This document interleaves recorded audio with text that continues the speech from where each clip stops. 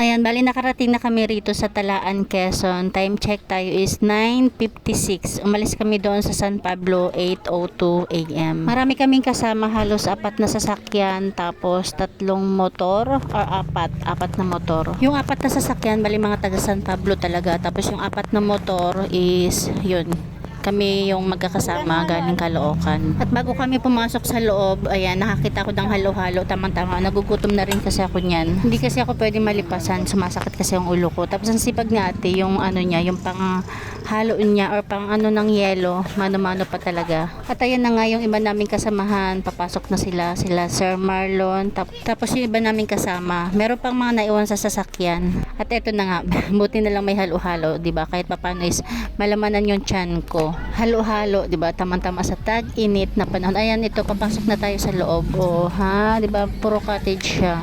Kaya lang dikit-dikit yung cottage niya. Talagang kapag naglakad ng sabay-sabay, ayun, nagkakasalubong-salubungan. Bali, ang pinaka yata nito is Talaan, Kanluran. Ayan, Talaan, Kanluran, Quezon.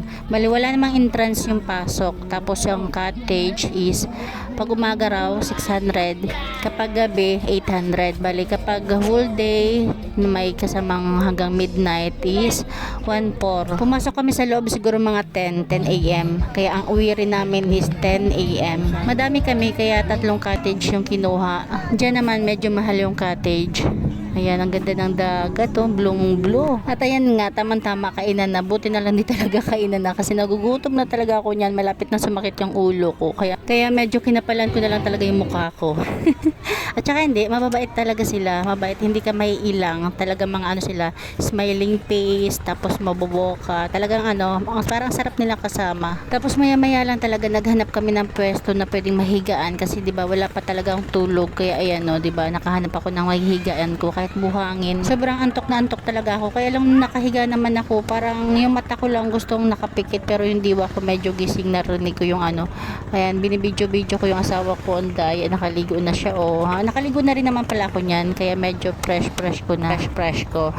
At kahit papaano, naka-idip ako ng konti. Ayun, nandun yung cottage namin, di ba? Parang ang layo lang tingnan, pero hindi naman, sa camera lang. Oh, ang ganda talaga ng tubig, oh. Blue, grabe.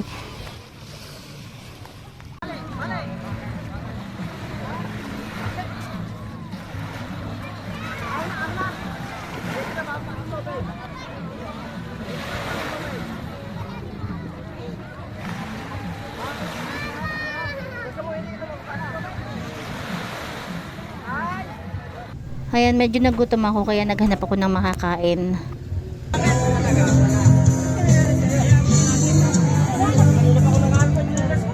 Ayan, wish ko lang hindi tayo ma-CPR kasi ang dami nagkakantahan talaga rito.